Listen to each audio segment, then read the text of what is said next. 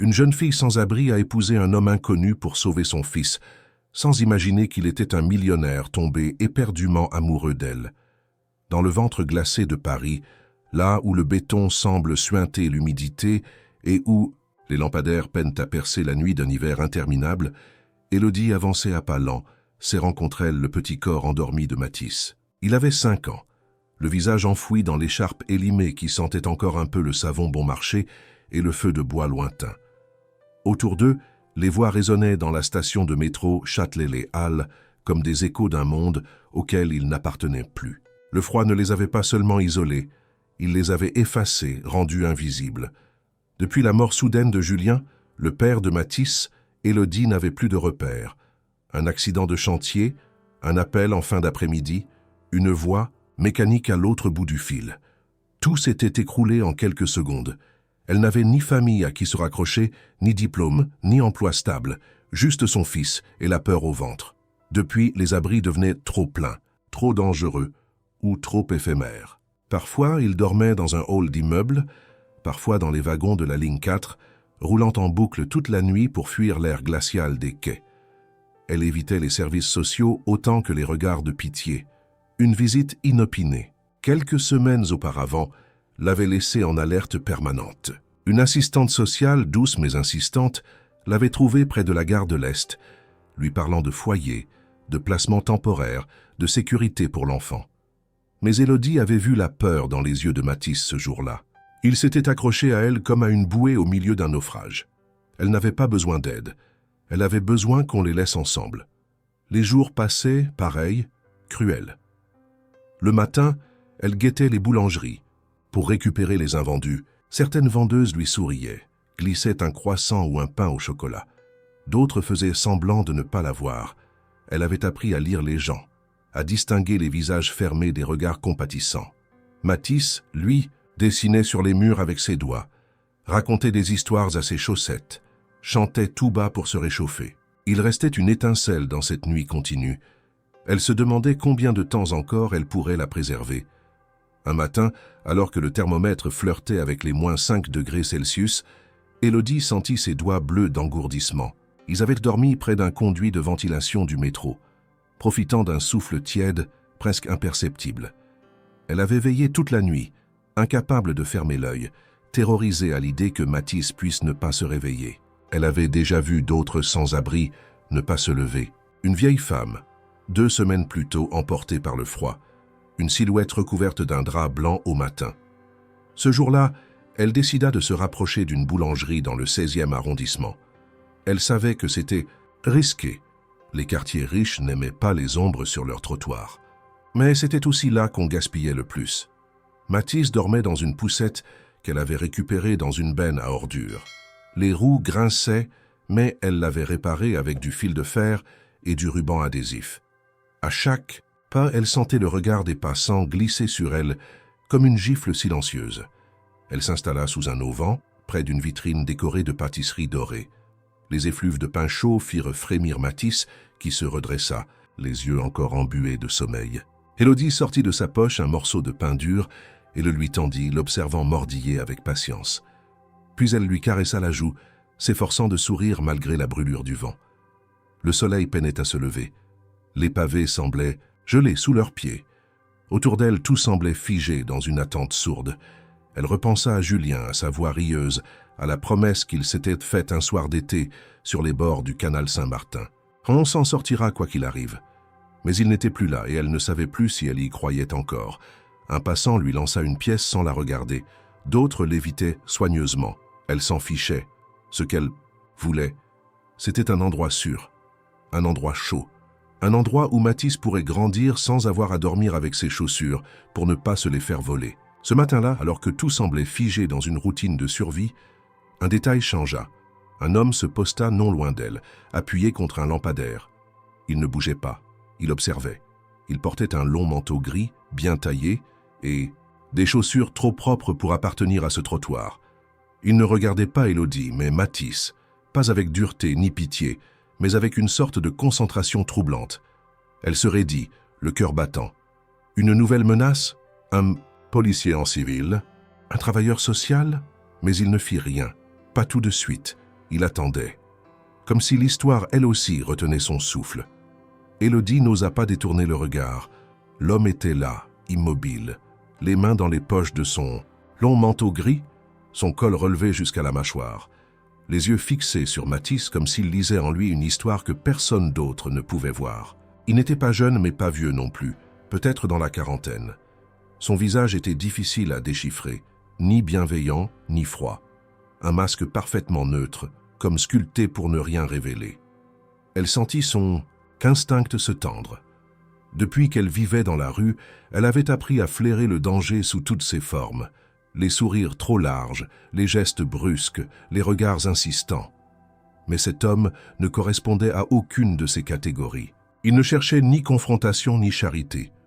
Il observait, et dans ce regard, il y avait une attente silencieuse, une décision encore suspendue. Élodie serra Mathis contre elle, dissimulant son propre trouble sous un air de défiance. Elle savait que sa posture était celle d'un animal acculé, prête à mordre s'il le fallait. L'homme fit un pas vers elle. Il n'était pas grand, mais sa présence était singulièrement dense, comme si l'air autour de lui se pliait à sa volonté. « Il a quel âge ?» demanda-t-il d'une voix posée, sans la moindre hésitation. Élodie ne répondit pas.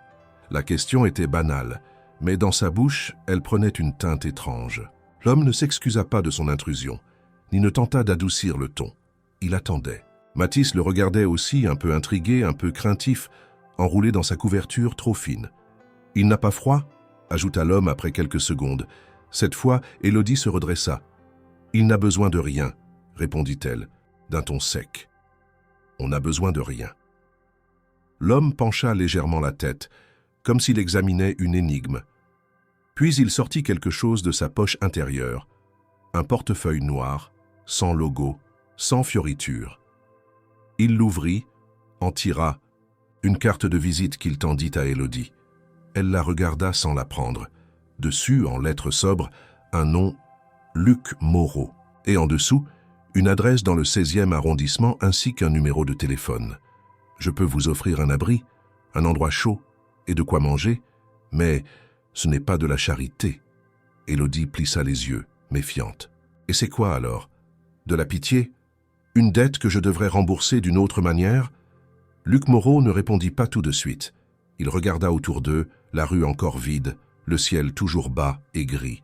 Puis, calmement, il déclara « Un arrangement. Vous et votre fils vivrez dans ma maison.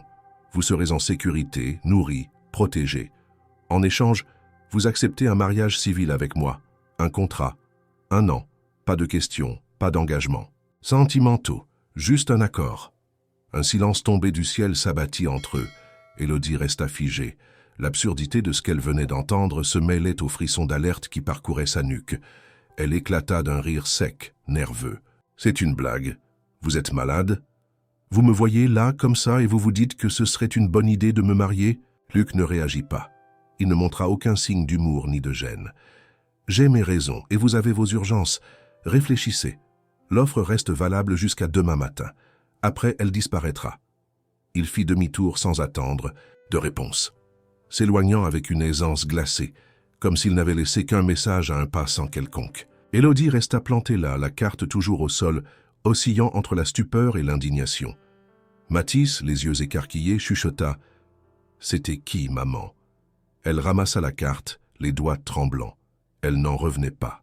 Tout en elle criait que c'était une folie, un piège, une mauvaise pièce de théâtre. Mais quelque chose dans le ton neutre de cet homme, dans la précision de ses mots, dans la façon dont il n'avait jamais cherché à toucher, ni elle, ni Mathis, quelque chose la perturbait. La journée passa comme dans un brouillard. Elle essaya de trouver refuge dans un centre d'accueil, mais tout était complet. On leur proposa un gymnase ouvert pour les vagues de froid, un lieu bondé, bruyant, sans intimité. Mathis toussait, de plus en plus.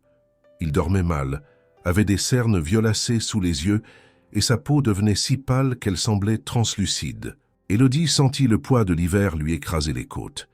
Ce soir-là, recroquevillée sous un pont de la Seine, elle ressortit la carte. Elle la tourna entre ses doigts, cherchant à deviner ce qui se cachait derrière ce nom. Un maniaque, un pervers, un homme désespéré, ou quelque chose de plus complexe, de plus illisible. Elle se sentait piégée, pas par lui, mais par la vie. par l'impossibilité de refuser sans condamner son fils à la fièvre, au froid, peut-être, à pire. Quand elle ferma les yeux, ce n'était pas le visage de Luc qu'elle revoyait, mais celui de Mathis blotti contre elle, son souffle trop rapide. Le matin n'était plus une promesse, mais une échéance. Elle avait moins de 24 heures pour choisir entre l'inconnu et l'enfer familier. La nuit fut longue, étirée comme une corde tendue entre la peur et la résignation. Élodie n'avait presque pas dormi, pas seulement à cause du froid qui rongeait ses os, mais surtout à cause de cette carte qui brûlait sa poche comme une énigme insoluble. Le nom, l'offre, la manière dont tout avait été dit, sans urgence, sans charme, sans menace, tout cela tournait en boucle dans son esprit. Elle connaissait les rues, les dangers, les regards. Mais cette proposition, elle n'entrait dans aucune des cases qu'elle avait apprises à redouter. C'était cela qui la terrifiait le plus. Au petit matin, elle sentit la toux de Mathis vibrer contre sa poitrine. Il avait dormi fiévreux, sa respiration entrecoupée de plaintes douces, presque inaudibles. Son front était chaud, ses mains moites. Elle l'embrassa doucement sur les cheveux, le cœur brisé. Ce n'était plus une question de confort, c'était une question de survie, et elle était seule, totalement seule. Elle le serra contre elle plus fort encore, comme si ce contact pouvait repousser la réalité. Mais la vérité était nue. Elle n'avait plus de solution, plus d'issue. Les foyers étaient saturés. Les assistants sociaux menaçaient déjà de la considérer comme inapte. Il suffisait d'un signalement, une décision administrative, et Mathis lui serait arraché. Ce n'était pas une peur imaginaire. Elle l'avait vu arriver à d'autres. Des mères en larmes, des enfants hurlant, et l'État, froid et efficace, appliquant ses règles. Alors elle prit une décision, peut-être la plus difficile de sa vie. Elle prit la carte, l'observa une dernière fois, puis marcha d'un pas déterminé jusqu'à une cabine téléphonique. Elle glissa une pièce, composa le numéro. Chaque sonnerie la rapprochait d'un abîme. « Allô ?» C'était la même voix calme, distante. « C'est moi, Élodie. » Un silence, puis un simple « Très bien, donnez-moi votre position. Je viens vous chercher. » Elle donna l'adresse d'un petit square près de l'église Saint-Augustin. Une heure plus tard, une voiture noire s'arrêta devant le banc où elle attendait, Mathis emmitouflé dans une couverture. Le chauffeur, un homme en costume, sortit sans un mot, ouvrit la portière. Puis elle le vit, Luc Moreau, toujours vêtu de son manteau gris, descendre calmement et la regarder sans surprise, comme s'il savait qu'elle viendrait. « Vous êtes sûr de votre décision ?» demanda-t-il. Élodie hocha la tête. Elle n'avait pas la force de parler. Il fit un signe au chauffeur. Les portes s'ouvrirent. Elle monta dans la voiture, tenant Mathis dans ses bras. À l'intérieur, il faisait chaud. Une chaleur enveloppante, presque violente après tant de nuits glacées. Mathis s'endormit aussitôt, le visage apaisé. Élodie, elle, gardait les yeux ouverts, le corps tendu, prête à fuir si quelque chose sonnait faux. Le trajet fut silencieux. Paris défilait derrière les vitres teintées, distantes, irréelles. Elle ne reconnaissait plus les rues qu'elle avait arpentées. La voiture traversa la Seine, remonta vers l'ouest jusqu'à Neuilly-sur-Seine. Lorsqu'ils arrivèrent devant un portail en fer forgé, Élodie crut qu'il s'était trompé. Une grande demeure se dessinait derrière les arbres taillés, au cordeau, une façade blanche aux volets gris perle. C'était une maison de roman, un manoir moderne sans ostentation, mais d'une beauté glacée. Luc sortit, ouvrit lui-même la portière puis l'invita à entrer. Le portail se referma derrière eux avec un cliquetis métallique qui fit frissonner Élodie. Ils passèrent par une allée pavée, entourée de haies parfaitement taillées. À l'intérieur, un majordome les accueillit, leur prit les manteaux, proposa du thé. Élodie refusa poliment. Mathis dormait encore dans ses bras, plus léger qu'elle ne se souvenait. Luc les guida vers une chambre à l'étage. Une pièce, spacieuse, lumineuse, décorée avec goût mais sans chaleur. Un grand lit, des draps blancs, une salle de bain attenante, des jouets neufs dans un coin, une armoire remplie de vêtements pour enfants. Élodie comprit alors qu'il avait préparé cette pièce avant même qu'elle appelle. Cela la troubla profondément. « Il peut dormir ici. Vous aussi, si vous le souhaitez. Reposez-vous, nous parlerons plus tard. » Elle acquiesça, déposa Mathis dans le lit, le borda avec précaution. Il ne bougea pas. Elle resta assise à côté de lui, les yeux fixés sur ses joues rougies par la fièvre. Quand elle se retourna, Luc était déjà parti. Elle descendit, Plus tard, après avoir dormi quelques heures, une domestique lui montra la cuisine, lui proposa à manger. Élodie accepta un bol de soupe. Elle le mangea lentement, savourant chaque bouchée comme un miracle. Elle ne savait pas encore si elle avait vendu son âme, mais pour l'instant, elle avait retrouvé un peu de paix. Ce soir-là, Luc la convoqua dans un bureau au fond du couloir. Une pièce sombre, aux murs recouverts de livres et de tableaux, abstraits. Il lui tendit un dossier. « Voici le contrat de mariage, il sera enregistré demain, tout est légal. Vous serez mon épouse pour 1 an. En échange, je m'engage à vous fournir un logement, une sécurité financière et à prendre en charge les besoins médicaux et éducatifs de Mathis. À la fin du contrat, si vous le souhaitez, vous serez libre de partir, avec une somme suffisante pour recommencer ailleurs. » Elle feuilleta le document, le cœur battant. Tout y était clair.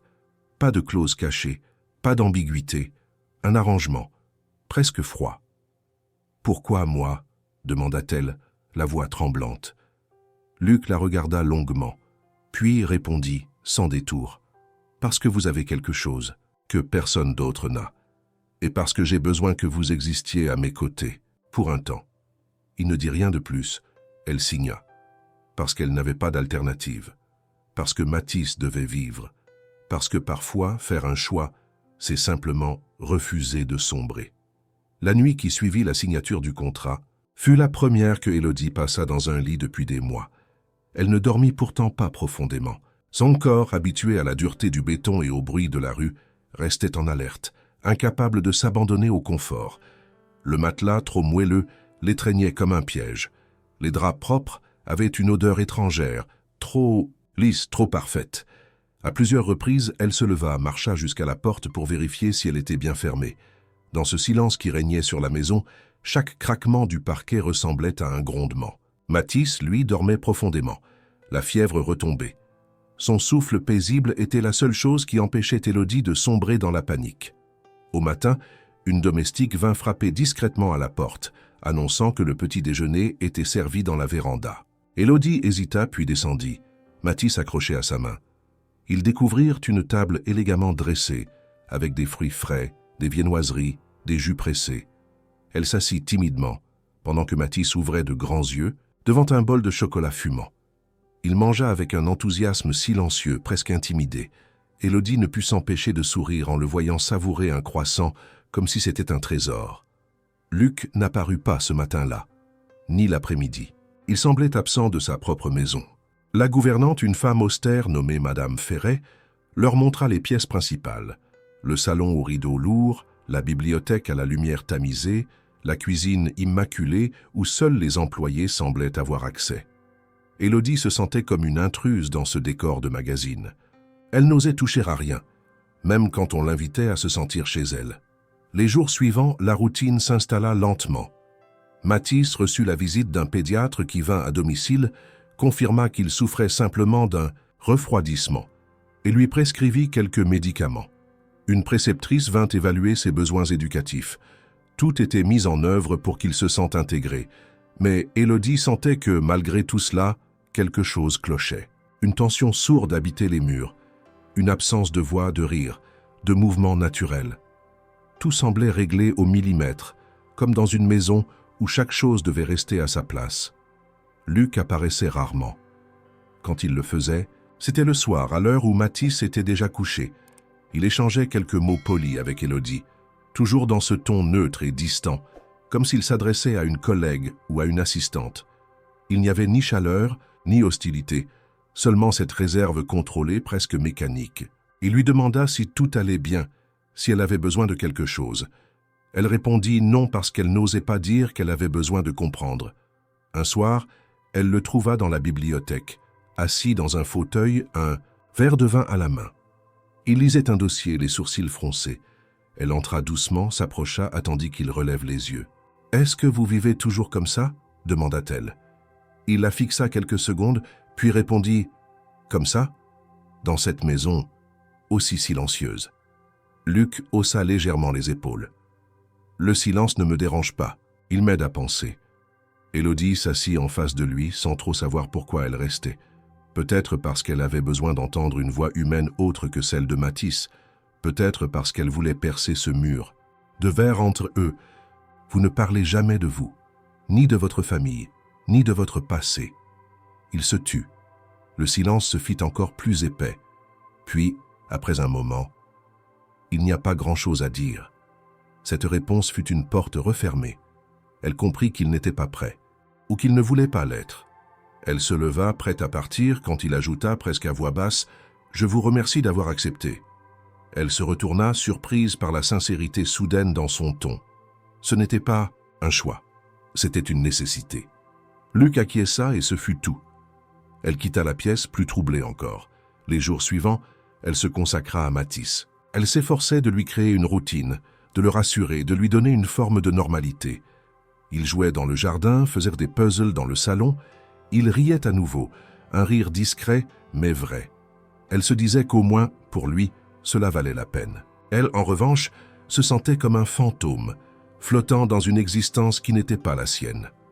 Un après-midi, elle monta explorer les étages supérieurs.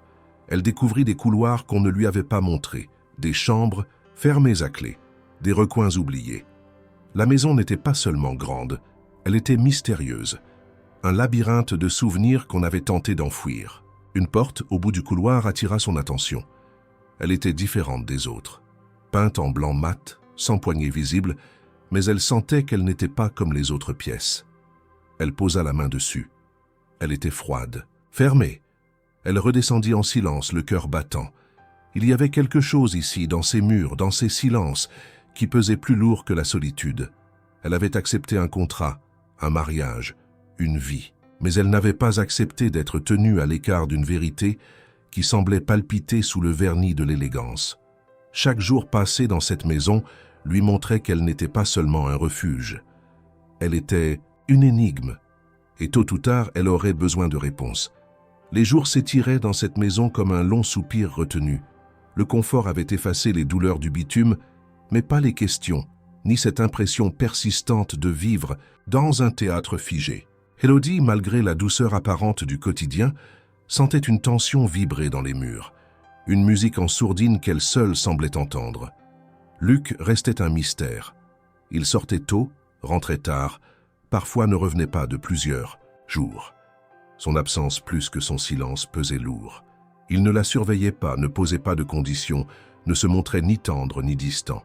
Il existait simplement quelque part dans les ombres de la maison, comme un écho. Mathis, de son côté, semblait s'épanouir lentement. Il apprenait à reconnaître les sons d'un piano installé dans le salon, s'amusait avec les jouets qu'on lui avait offerts, s'habituait à un monde où l'on mangeait à heure fixe et où l'on dormait sans peur. Élodie le voyait sourire de nouveau, dormir profondément, poser des questions sur le jardin, sur les étoiles.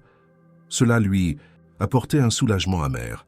Elle savait qu'il était mieux ici, même si elle-même ne parvenait pas à se sentir à sa place.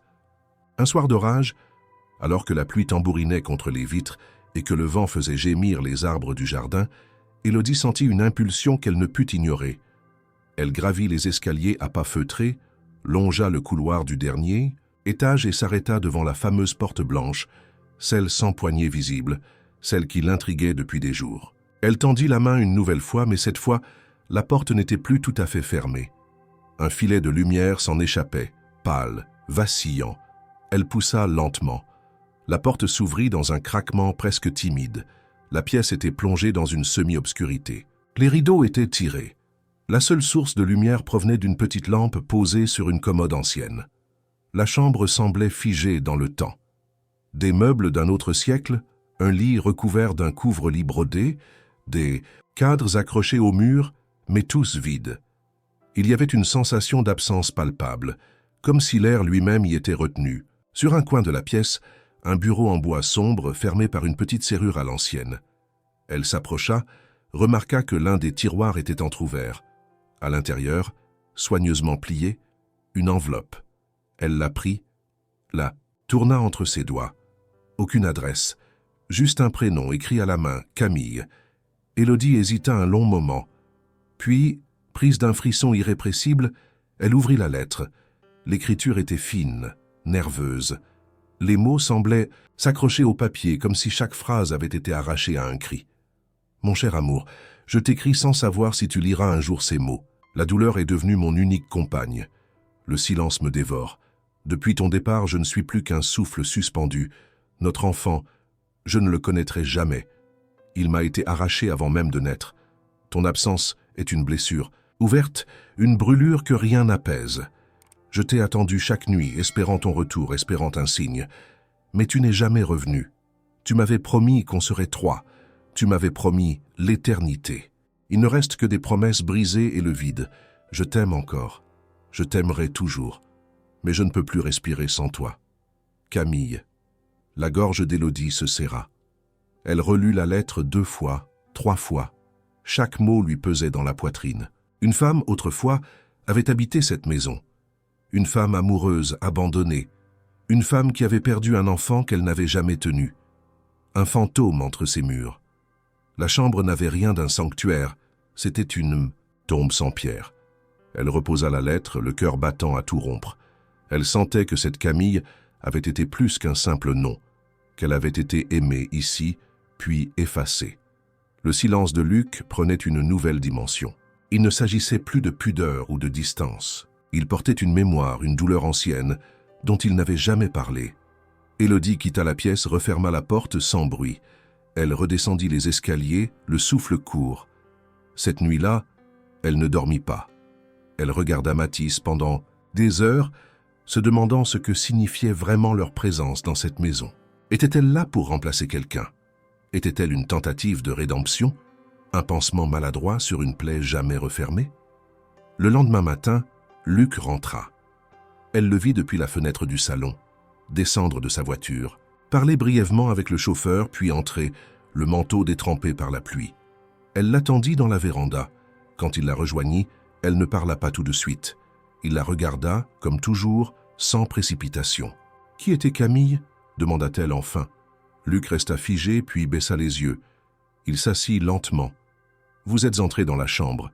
Ce n'était pas une question. C'était une constatation. La porte était entrebâillée, répondit Élodie. Et la lettre était là. Un silence. Puis Luc parla pour la première fois sans contrôle, sans barrière. Camille était la femme que j'aimais. Nous devions avoir un enfant. Il n'est jamais né. Elle m'a attendu. J'étais ailleurs. J'ai mis trop de temps à revenir. Elle avait disparu. Élodie sentit une tristesse profonde dans sa voix. Une tristesse ancienne, incrustée dans la peau. Et depuis, vous vivez avec ça? Il hocha la tête. J'ai construit cette maison pour elle. Pour eux. Elle n'est jamais revenue. J'ai tout figé. Tout arrêté. Ils se turent. Il n'y avait rien à dire de plus. Le passé était là, entre eux, plus fort que n'importe quel contrat. Et Élodie comprit que ce qu'elle vivait n'était pas seulement une échappée vers la sécurité. C'était une plongée dans une histoire brisée, une douleur qui n'avait jamais cessé de saigner. Elle était entrée dans la maison d'un homme qui, comme elle, avait tout perdu. Mais elle était encore là, et peut-être que cela changerait tout. Le jour du dîner arriva sans avertissement, comme si le temps lui-même avait accéléré. D'un coup, ce matin-là, Luc frappa doucement à la porte de la chambre d'Élodie. Il attendit qu'elle lui ouvre avant de lui annoncer, d'un ton neutre, qu'il souhaitait qu'elle l'accompagne à un dîner d'affaires. Elle resta figée, surprise par l'invitation. Jusqu'alors, il n'avait jamais exprimé le moindre désir de l'inclure dans sa vie professionnelle. Elle s'apprêta à refuser, mais il ajouta que ce dîner était important et qu'en tant qu'épouse officielle, sa présence serait nécessaire. L'expression qu'il employa, « épouse officielle », la frappa comme une pierre froide. Elle acquiesça néanmoins plus par curiosité que par devoir. Ce soir-là, elle enfila une robe que la gouvernante avait déposée sur son lit plus tôt. Une pièce d'un vert sombre, discrète, élégante, parfaitement taillée. Elle n'avait pas porté quelque chose d'aussi beau depuis des années. Ses doigts tremblèrent légèrement, en attachant la fermeture éclair. Dans le miroir, elle peinait à se reconnaître. Ce n'était pas seulement la robe, ni le maquillage léger qu'elle avait appliqué. C'était cette femme dans le reflet, debout dans une chambre dorée qui s'apprêtait à jouer un rôle qu'elle ne comprenait pas encore totalement. Luc l'attendait dans le hall. Il la regarda avec attention, sans compliment, mais avec un hochement de tête presque imperceptible, comme une approbation. Ils montèrent dans la voiture sans un mot. Le trajet jusqu'au restaurant se déroula, dans un silence chargé de tension. Élodie ne cessait de se demander pourquoi il tenait tant à sa présence ce soir-là. Elle n'était pas une femme du monde. Elle n'avait jamais mis les pieds dans un établissement aussi prestigieux que celui où il s'apprêtait à entrer. Le restaurant se trouvait au cœur du 8e arrondissement, dissimulé derrière une façade discrète, presque secrète. À l'intérieur, tout brillait de subtilité. Nappes blanches, éclats de cristal, murmures feutrés.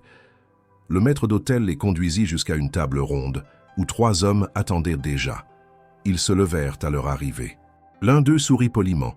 L'autre hocha la tête avec indifférence, mais le troisième, un certain Damien, la détailla longuement avec un air curieux, presque narquois. « Voici Élodie », dit simplement Luc. « Ma femme ». Le mot tomba sur la table comme un caillou dans un lac trop calme. Un silence flotta, vite étouffé par des salutations convenues. Le dîner commença, rythmé par des plats raffinés et des échanges codés. Élodie écoutait, observait. Elle comprit rapidement que ces hommes n'étaient pas de simples collègues. Ils étaient les piliers d'un empire. Luc dirigeait une société de technologie de pointe, spécialisée dans la cybersécurité et les systèmes d'intelligence artificielle. Les enjeux étaient énormes. Les termes utilisés échappaient souvent à son vocabulaire.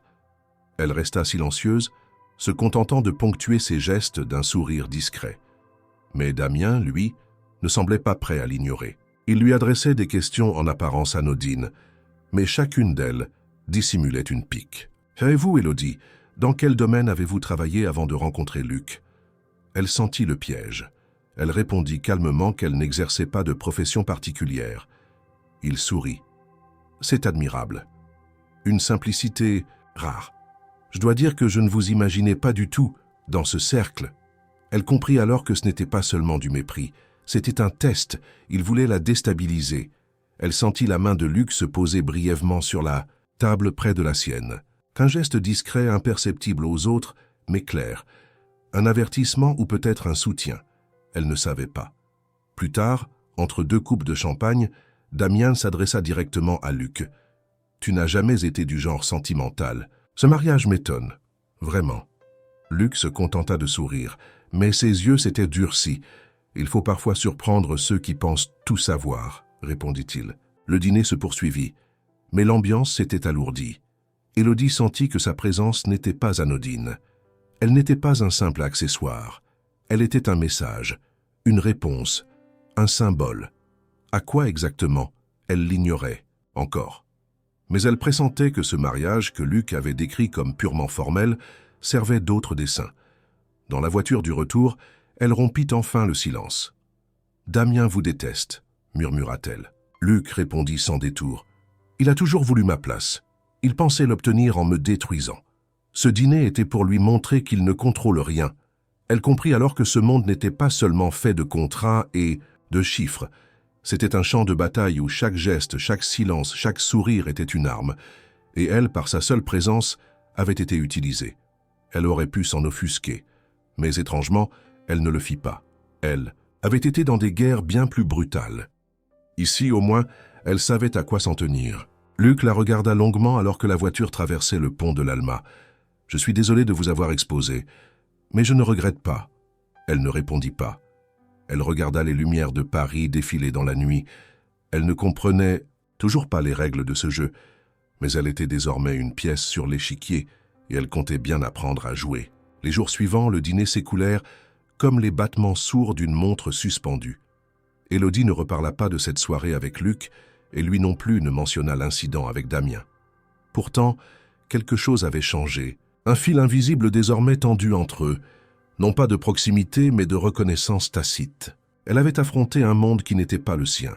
Elle n'avait pas vacillé. Elle avait compris que leur union n'était pas seulement un refuge légal. Elle était devenue un pion dans une partie plus vaste, et Luc, malgré son silence, lui avait confié un rôle. Cela n'effaçait pas les zones d'ombre, mais cela suffisait pour qu'un fragile équilibre s'installe. Mais cet équilibre fut brusquement ébranlé par une toux sèche au cœur de la nuit. Élodie se réveilla, en sursaut tendit l'oreille. Mathis toussait dans sa chambre. Elle bondit de son lit, franchit le couloir en courant. En ouvrant la porte, elle le trouva assis dans son lit, les joues rouges, les yeux humides, le souffle court. Son petit corps tremblait sous la couverture et une chaleur alarmante irradiait de son front. Elle appela la gouvernante paniquée. Un médecin fut contacté en urgence, Mais l'attente paraissait interminable. Luc apparut, réveillé par le tumulte, vêtu d'un simple pantalon et d'une chemise entr'ouverte. « Qu'est-ce qu'il a ?» demanda-t-il en s'approchant. « Il brûle de fièvre » murmura Élodie, incapable de contenir les larmes. Il n'arrive plus à respirer correctement. Luc prit la température avec un thermomètre électronique. 40 degrés. Il n'attendit pas. Sans dire un mot, il attrapa une veste, appela le chauffeur, puis souleva Mathis dans ses bras comme s'il avait fait cela toute sa vie. On l'emmène à l'hôpital. Tout de suite. Dans la voiture, Élodie tenait la main de son fils, les yeux rivés sur le visage endormi et fiévreux. Luc, de l'autre côté, observait l'enfant avec une intensité troublante. Pour la première fois, il n'était pas distant. Il n'était pas ce mur de silence. Il était un homme inquiet, présent, engagé. À l'hôpital Necker, tout alla très vite. Une équipe médicale les prit en charge dès leur arrivée, installant Mathis dans un lit d'observation, lui administrant des médicaments antipyrétiques, lançant une batterie d'examens. Élodie restait à son chevet, retenant sa panique. Luc, à ses côtés, parlait avec les médecins, donnait des consignes, faisait usage de son nom et de son statut avec une autorité tranquille. Personne ne le remettait en question. Quand Mathis s'endormit enfin, sa température légèrement redescendue, Élodie se laissa tomber dans un fauteuil. Elle avait l'impression que ses jambes refusaient de la porter. Elle tremblait encore, même si le danger immédiat semblait passer. Luc s'assit près d'elle en silence. Le couloir était vide. Les néons jetaient une lumière blafarde sur les murs trop blancs. Elle baissa la tête, ferma les yeux, puis sentit quelque chose qu'elle n'attendait pas. Un bras, une main sur son dos, et lentement, une étreinte. Luc l'avait attirée contre lui, sans brutalité, sans précipitation, juste une étreinte chaude humaine entière. Elle ne bougea pas. Leurs corps restèrent ainsi, l'un contre l'autre, respirant au même rythme. Ce n'était pas un geste convenu. Ce n'était pas une obligation. C'était une faille dans l'armure, une brèche ouverte, sans défense. Elle ne dit rien. Lui non plus. Mais quelque chose, dans ce contact, s'inscrivit profondément, en elle. Une part d'elle voulait le repousser, hurler que ce n'était pas le moment. Mais une autre, plus forte, plus intime, voulait rester là, suspendue, hors du monde, hors du contrat. Lorsqu'il la relâcha, il ne chercha pas à se justifier. Il se leva, regarda Mathis dormir, puis déclara « Je vais rester ici cette nuit. Vous aussi. On ne bouge pas d'ici tant qu'il n'est pas totalement hors de danger. » Elle hocha la tête, incapable de formuler la moindre objection. La nuit fut morcelée, faite de demi-sommeil et de soupirs. Le lendemain, les médecins confirmèrent une forte bronchite virale, sans gravité, mais nécessitant un suivi attentif. Élodie sentit son cœur se desserrer. Luc parla avec les spécialistes, organisa un retour encadré à la maison avec un traitement sur mesure. Tout fut réglé avec une efficacité presque dérangeante. De retour à la maison, quelque chose flottait entre eux. Ni tension, ni malaise, mais cette chose fragile et précieuse qui naît dans les moments d'authenticité, une reconnaissance. Il ne redevint pas froid. Il ne reparla pas de l'étreinte, mais il n'était plus le même. Il passait plus de temps avec Mathis. Il s'asseyait à table avec eux. Il écoutait, posait des questions, sans forcer. Et parfois, ses regards se perdaient sur Élodie comme s'il la redécouvrait. Elle, de son côté, se méfiait de ce qu'elle ressentait. Elle n'avait pas oublié la lettre de Camille, la douleur ancienne, les secrets murés dans les silences de Luc.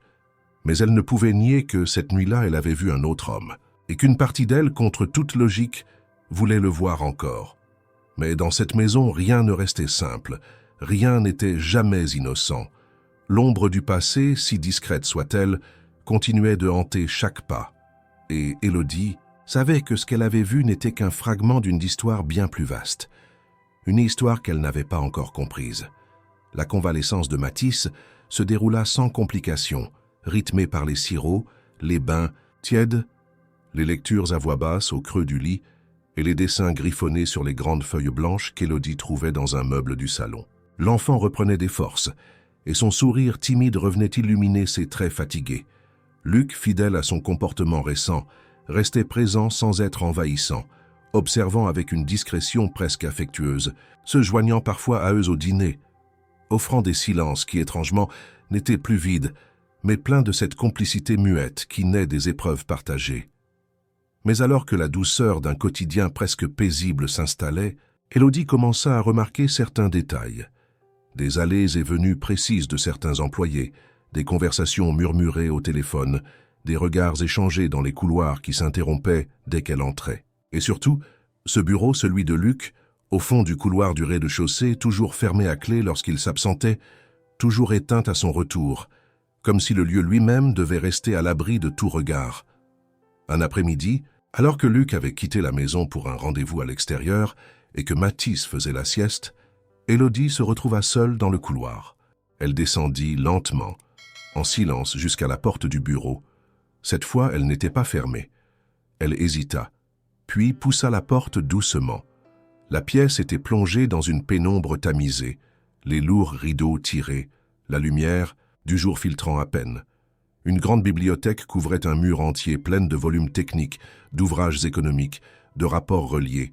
Le bureau trônait au centre, massif, en acajou, impeccablement rangé. Elle n'était pas venue là pour fouiller. Du moins, c'est ce qu'elle se disait en croisant les bras devant elle. Mais ses yeux furent attirés par une pochette noire posée à l'angle du bureau.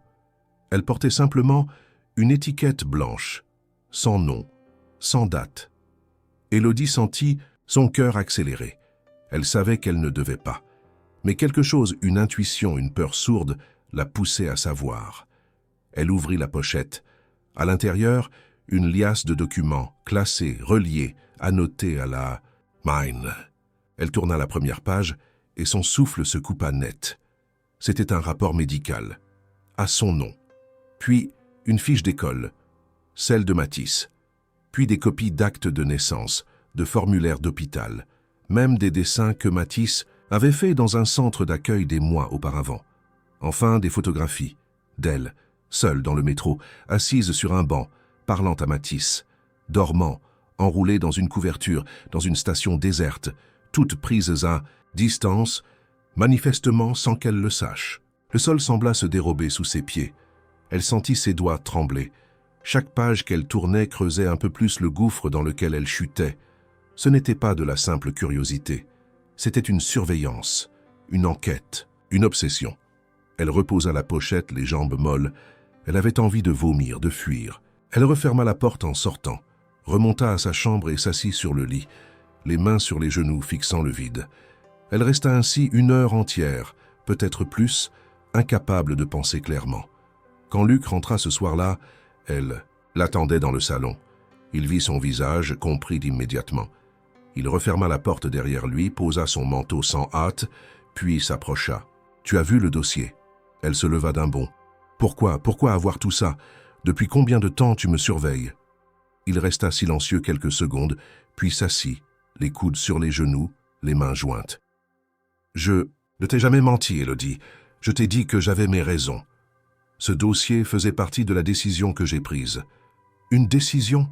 Tu parles de me choisir comme si j'étais un projet, une acquisition. Tu as collecté ma vie comme un enquêteur collecte des preuves. Tu sais ce que ça veut dire ? Ça veut dire que tu ne m'as jamais donné une chance réelle. Tu as décidé à ma place. » Il ferma les yeux un instant. « C'était une erreur de te cacher ça, mais je ne voulais pas que tu refuses mon aide, parce que tu ne me comprenais pas.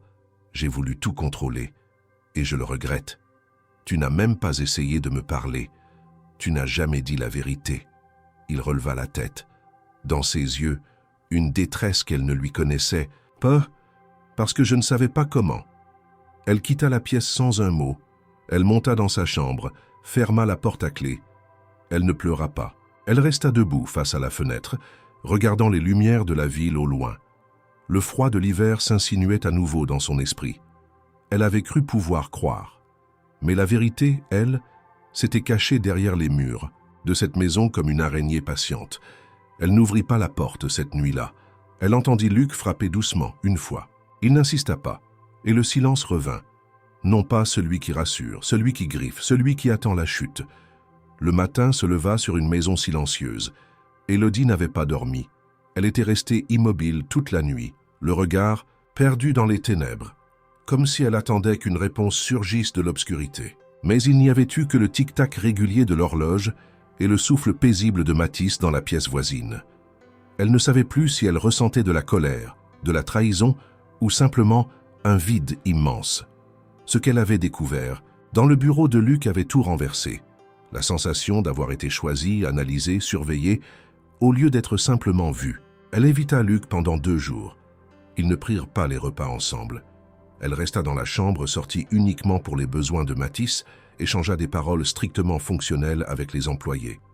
Elle sentait qu'il respectait ce retrait, qu'il n'insistait pas. Mais elle savait qu'une explication finirait par arriver, qu'elle ne pourrait pas fuir indéfiniment les questions qui bouillonnaient en elle. Ce fut au 3e soir qu'il frappa à la porte. 3 coups, pas un de plus. Il attendit. Élodie ouvrit. Luc se tenait là, sans défense, les traits fatigués, le regard plus nu qu'elle ne l'avait jamais vu. « J'ai besoin de te parler, dit-il. » Elle se décala légèrement pour le laisser entrer. Il prit place dans un fauteuil, elle resta debout. « Tu savais qui j'étais avant même de me parler dans la rue, » commença-t-elle. « Tu savais que j'avais un fils. Tu connaissais son prénom, son école, mes rendez-vous médicaux, mes passages dans les centres sociaux. Tu as tout planifié. » Luc acquiesça lentement. « Oui, je savais. » « Pourquoi ?» Il ferma les yeux quelques secondes, comme pour puiser la force dans un souvenir ancien. « Parce que je connaissais le père de Mathis. » Cette phrase resta suspendue dans l'air comme une lame. Élodie sentit son souffle se couper. « Quoi ?»« Julien. Je l'ai connu il y a plus de 10 ans. Nous étions 2 gamins paumés. On vivait dans la rue. Pas longtemps. Quelques mois. Mais assez pour que ça laisse une marque. » Elle s'approcha, les bras croisés, le cœur battant à tout rompre. « Tu veux dire que toi et lui, on n'était pas amis, pas vraiment, mais on se comprenait. Il m'a aidé plus d'une fois. Il m'a parlé de toi, d'un projet de vie, d'un enfant qu'il espérait. Il avait peur de ne jamais être à la hauteur, mais il y croyait. Puis un jour, il a disparu. J'ai appris sa mort par hasard, des années plus tard, en tombant, sur une notice dans un hôpital où j'avais un rendez-vous pour un projet de mécénat. Son nom, ton prénom. J'ai cherché, et j'ai vu ce que tu traversais. » Elle recula d'un pas. Tout en elle se tendait. Chaque fibre, chaque souvenir. Elle n'avait jamais parlé de Julien à Luc. Pas en détail. Il ne savait pas où ils s'étaient rencontrés, ni combien leur vie avait été difficile. Et pourtant, pourquoi ne pas m'avoir dit la vérité dès le début? Pourquoi cette mise en scène du mariage, cette fausse distance, ce contrôle? Parce que je savais que, si je me présentais comme l'ami de ton défunt compagnon, tu te serais méfié. Tu aurais pensé que je voulais quelque chose. Et ce n'est pas faux. Je voulais réparer quelque chose. Julien m'avait aidé quand je n'étais rien. Il avait cru en moi. Quand j'ai vu ce que tu vivais avec Mathis, j'ai eu l'impression qu'il me demandait de faire pour vous ce que je n'avais jamais pu faire pour lui. Alors tout ça, c'était de la culpabilité? Une dette? Luc secoua la tête. Au départ, peut-être. Mais je ne m'attendais pas à toi. Je ne m'attendais pas à ce que tu sois, toi. Tu n'étais pas une inconnue. Tu étais la trace vivante de quelqu'un que j'avais laissé derrière moi. Et puis tu es devenu bien plus que ça. Élodie le fixait, incapable de répondre. Elle sentait en elle une tempête, un ouragan d'émotions contraires. D'un côté, la colère de n'avoir été qu'un chapitre dans une histoire d'homme, une conséquence d'un passé mal cicatrisé. De l'autre, une étrange douceur, presque une gratitude amère, de savoir que quelqu'un, quelque part, avait voulu les protéger, elle et son fils, même si les moyens avaient été détournés. « Et Mathis ?» demanda-t-elle. « Qu'est-ce qu'il représente pour toi ?» Luc ne répondit pas tout de suite. Il se leva, s'approcha de la fenêtre, regarda dehors comme s'il cherchait les mots dans les lumières de la ville. « Je l'ai observé pendant des mois avant de te parler. Je l'ai vu rire, pleurer, courir, tomber, se relever. Il est tout ce que Julien rêvait d'être un jour. Il est la vie que lui n'a pas pu avoir. Je ne veux pas le remplacer. Mais je ne peux pas faire semblant qu'il n'existe pas. Il est entré dans ma vie sans que je le veuille. Et maintenant, je ne pourrais plus imaginer cette maison sans lui. » Il se tourna vers elle. Ses yeux n'étaient pas suppliants, mais honnêtes. « Je ne te demande pas de me pardonner. Je ne te demande pas de comprendre. » Mais je ne pouvais plus rester silencieux. Élodie resta debout, sans bouger. Elle ne savait pas encore ce qu'elle ferait de cette vérité. Mais elle savait qu'elle avait changé quelque chose d'essentiel. Elle regarda Luc, puis la porte, puis le vide entre eux. « Tu aurais dû me faire confiance, Luc.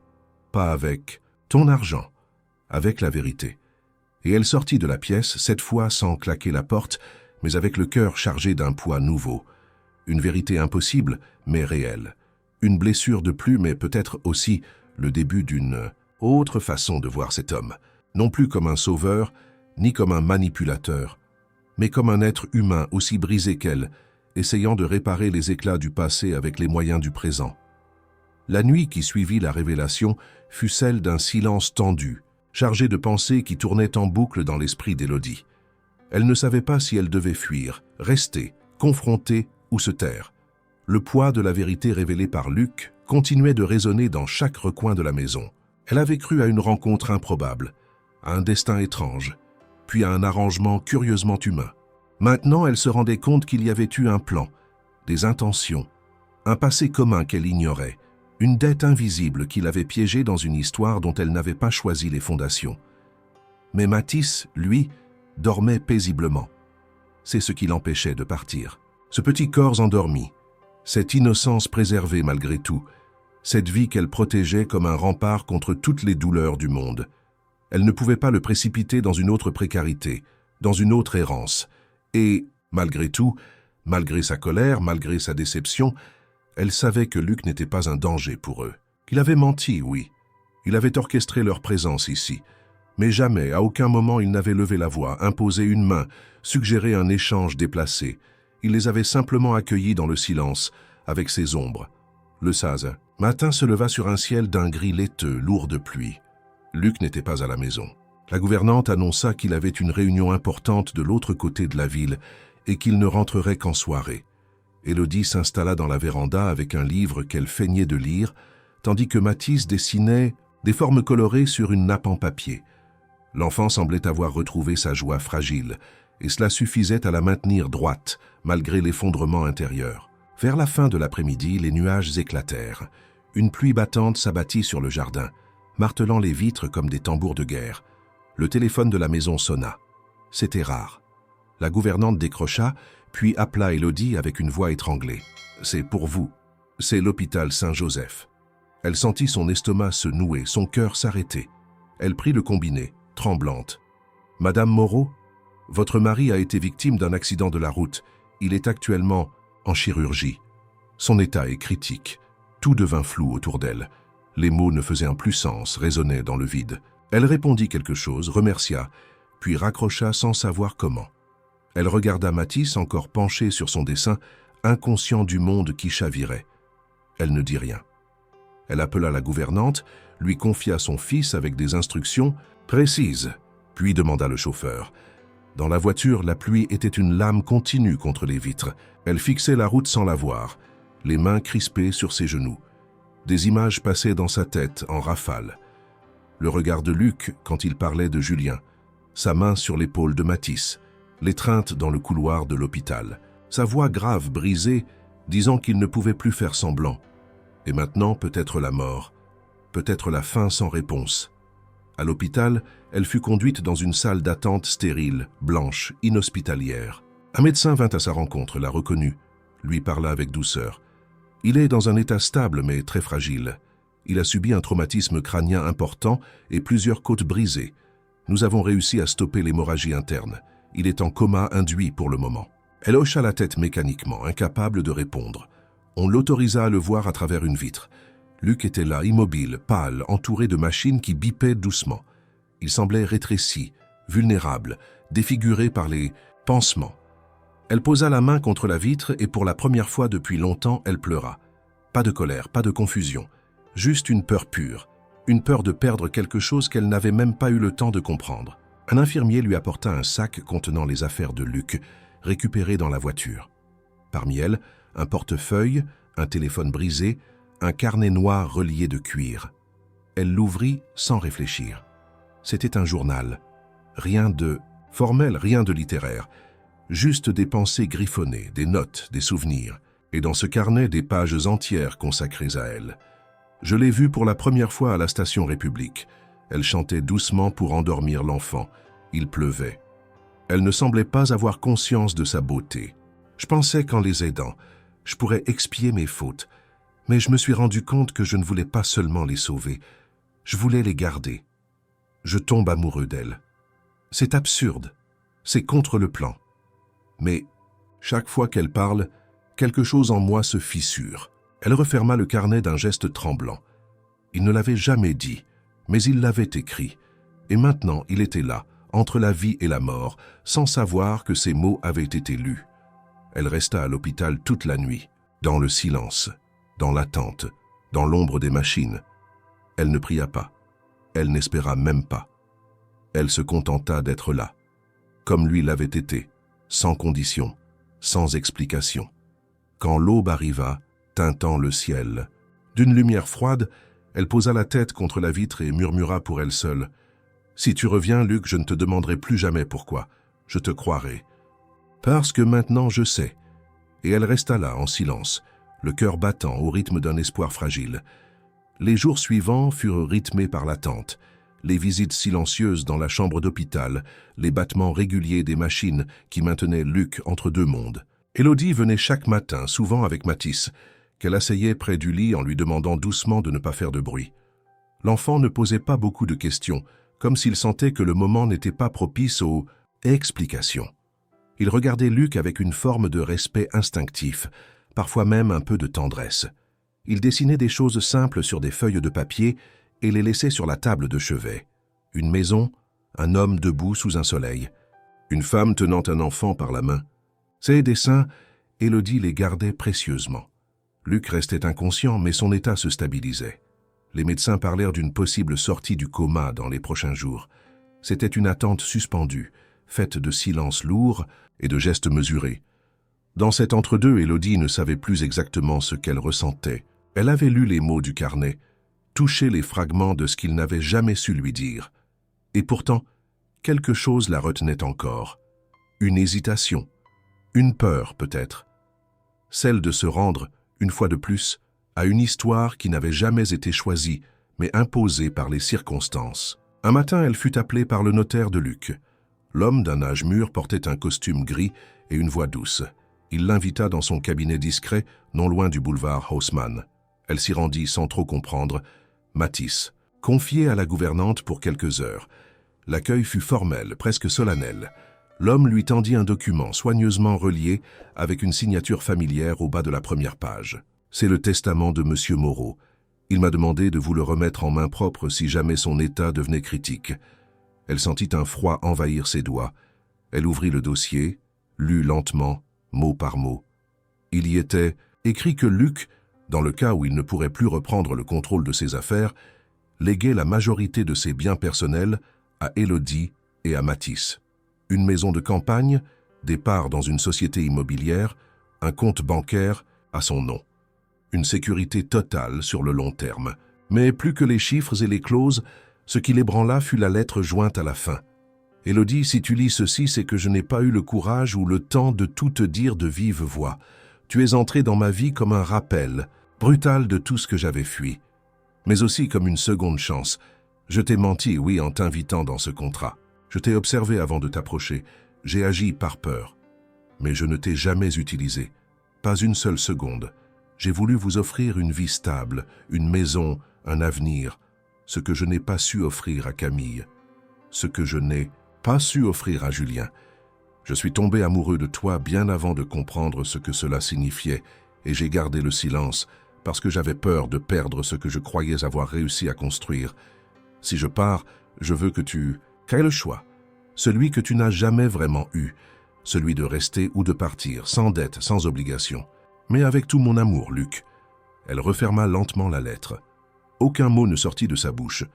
Le notaire la regardait avec une bienveillance discrète, mais ne dit rien non plus. Il savait, comme elle, que rien ne pouvait être ajouté à ce qui avait été écrit. De retour à la maison, elle retrouva Mathis dans le jardin. Il courait sous le soleil tiède d'un après-midi de printemps, riant en poursuivant un ballon. Elle le regarda longuement, sans bouger. Ce petit garçon représentait tout ce qu'elle avait protégé, tout ce pourquoi elle avait résisté. Et maintenant, elle se retrouvait à la croisée des chemins, avec le pouvoir, pour la première fois depuis des années, de choisir. Non, pas sous la contrainte, mais vraiment choisir. Cette nuit-là, elle ne dormit pas. Elle fit sa valise, rassembla quelques affaires pour elle et Mathis. Elle passa dans chaque pièce de la maison, une dernière fois.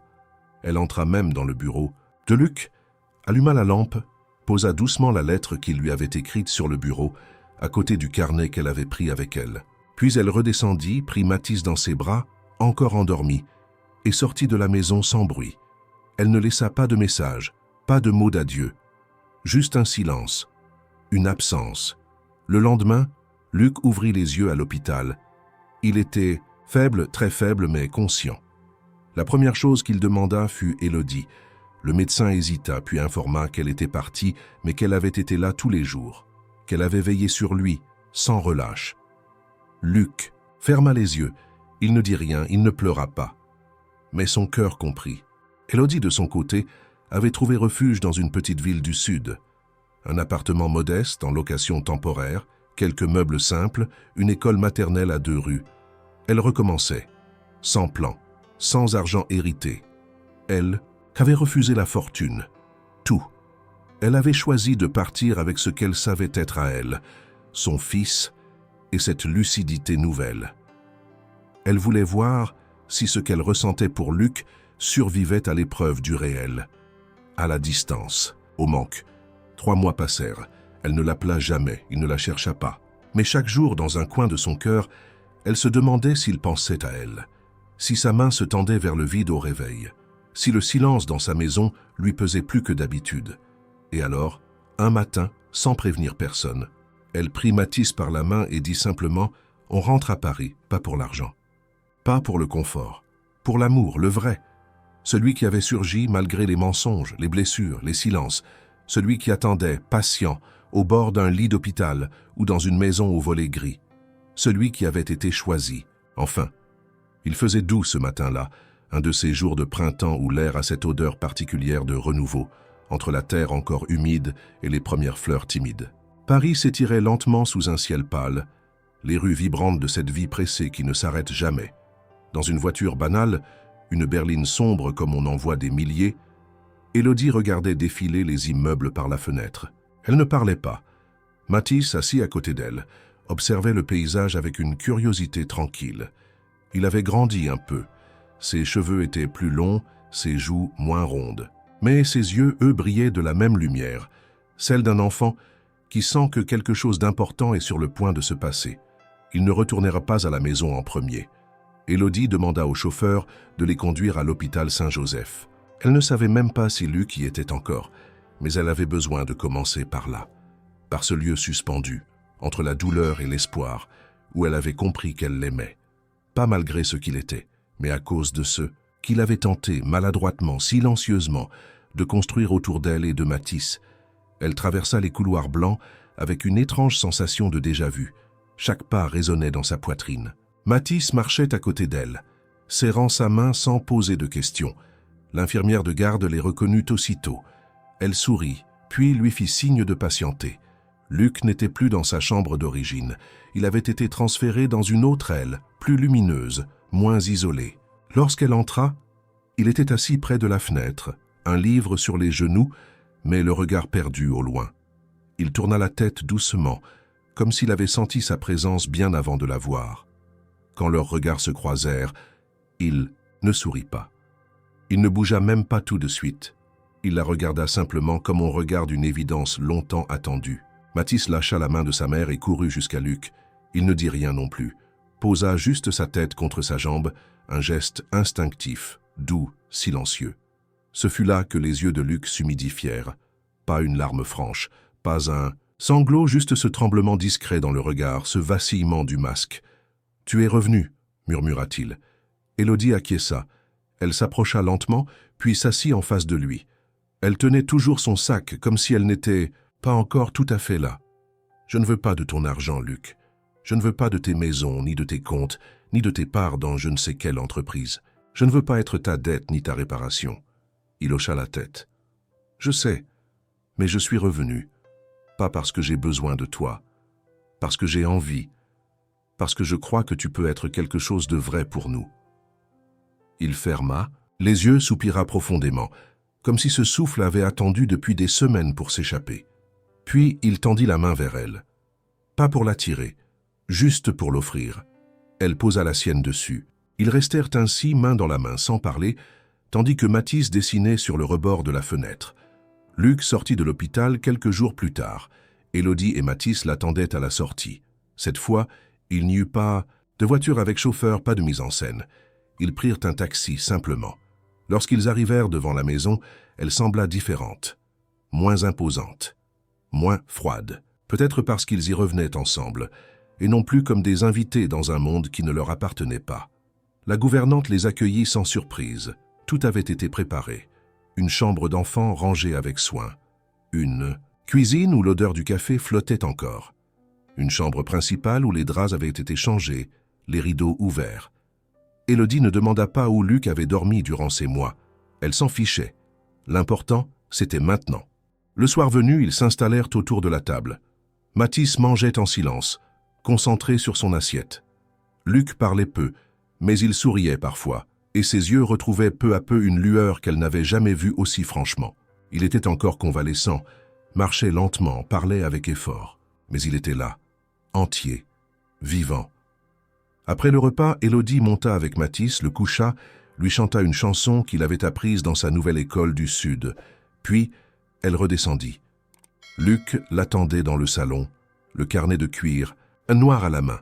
« Je l'ai relu, dit-il. Ce que j'ai écrit, tout. Et je voulais te dire une chose que je n'avais pas su dire avant. Je t'aime. Pas comme on aime une image ou un souvenir, comme on aime un présent qu'on n'a pas mérité, mais qu'on veut honorer. » Elle s'approcha de lui, lentement, puis prit le carnet et le posa sur la table. Elle ne dit rien pendant un moment, puis répondit dans un souffle « Alors ne détruis plus rien, ne fuis plus. Construis avec moi, pas pour réparer, pour exister. » Il acquiesça. Ce soir-là, ils s'endormirent dans le même lit pour la première fois depuis le début. Il n'y eut ni passion brutale, ni déclaration enflammée. Juste deux corps fatigués, deux âmes blessées qui s'accordaient enfin un répit. Et au milieu d'eux, l'écho d'un avenir qui n'appartenait plus au passé. Ce n'était pas une fin. C'était le début d'un choix. Celui de rester, par amour. Simplement.